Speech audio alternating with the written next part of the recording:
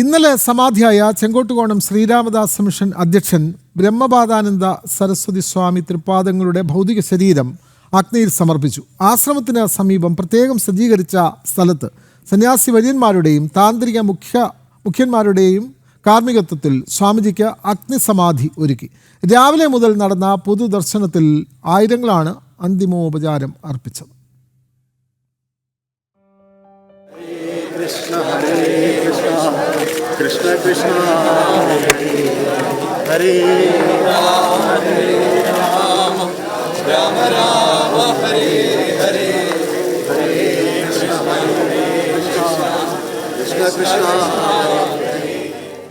ആചാരവിധി പ്രകാരം സന്യാസി വര്യന്മാരും താന്ത്രിക വര്യന്മാരും അഗ്നിസമാധിക്ക് നേതൃത്വം നൽകി. ചേങ്കോട്ടുകോണം ശ്രീരാമദാസാശ്രമത്തിന് സമീപം പ്രത്യേകം സജ്ജീകരിച്ച സ്ഥലത്താണ് സ്വാമി തൃപ്പാദങ്ങൾക്ക് സമാധിയൊരുക്കിയത്. സ്വാമിമാരായ നീലകണ്ഠപാദാനന്ദ സരസ്വതി, ശങ്കരപാദാനന്ദ സരസ്വതി, രാമപാദാനന്ദ സരസ്വതി, ബ്രഹ്മചാരി പ്രവിത് കുമാർ എന്നിവർ സമാധിയിൽ അഗ്നി പകർന്നു. ഹരേ രാമ ഹരേ രാമ രാമ രാമ ഹരേ കൃഷ്ണ ഹരേ കൃഷ്ണ കൃഷ്ണ കൃഷ്ണ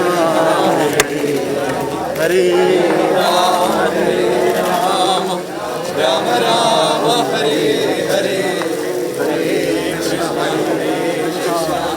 കൃഷ്ണ കൃഷ്ണ. രാവിലെ നടന്ന പൊതുദർശനത്തിൽ മിസോറാം മുൻ ഗവർണർ കുമ്മനം രാജശേഖരൻ, രാഷ്ട്രീയ സ്വയംസേവക സംഘം ദക്ഷിണ കേരള പ്രാന്ത പ്രചാരക് എസ് സുദർശൻ, ബി.ജെ.പി. സംസ്ഥാന general secretary S Suresh, BJP. City ജില്ലാ അധ്യക്ഷൻ കരമന ജയൻ, ഹിന്ദുധർമ്മ പരിഷത്ത് സംസ്ഥാന പ്രസിഡന്റ് എം ഗോപാൽ, കോൺഗ്രസ് നേതാവ് കെ മുരളീധരൻ, അമൃതാനന്ദമയി മഠം കൈമനം മഠാധിപതി ശിവാമൃതാനന്ദപുരി, ശാന്തിഗിരി ആശ്രമം സ്വാമി ഗുരുരത്നം ജ്ഞാനതപസ്വി തുടങ്ങി നിരവധി പേർ ഭൗതിക ശരീരത്തിൽ പുഷ്പാർച്ചന നടത്തി. ഇന്നലെ സമാധിയായ പരമപൂജനീയ ബ്രഹ്മപാദാനന്ദ സരസ്വതി തൃപ്പാദങ്ങൾ ആധ്യാത്മിക ധാർമ്മിക മണ്ഡലങ്ങളിൽ ജ്വലിച്ചു നിന്നിരുന്ന ഒരു നക്ഷത്രമായിരുന്നു.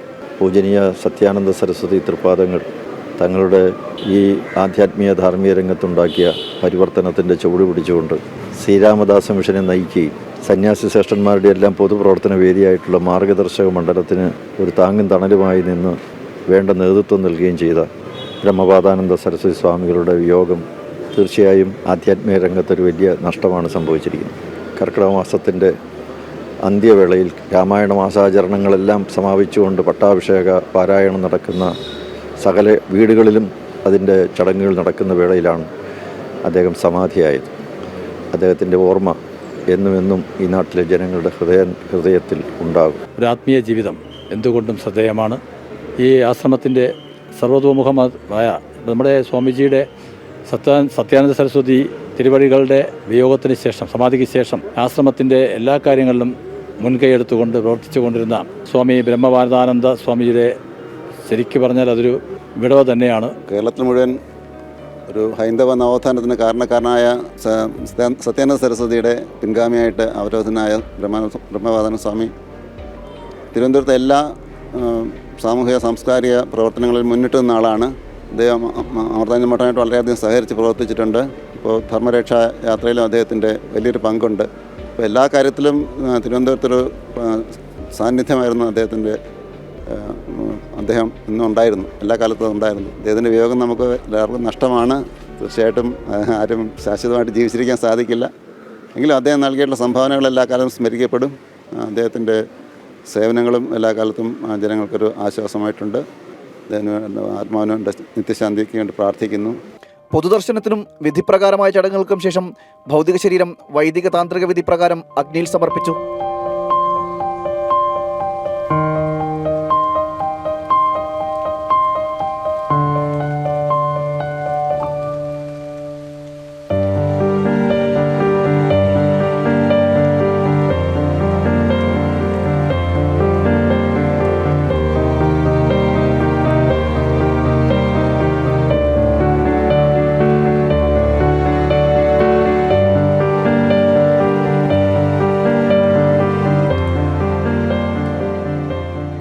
ഇന്ന് വൈകിട്ട് ആശ്രമത്തിൽ സമാധിയുടെ ഭാഗമായി യതിപൂജയും നടക്കും. ഇന്നലെയാണ് ശ്രീരാമദാസ മിഷൻ അധ്യക്ഷൻ സ്വാമി ബ്രഹ്മപാദാനന്ദ സരസ്വതി സ്വാമി സമാധിയായത്.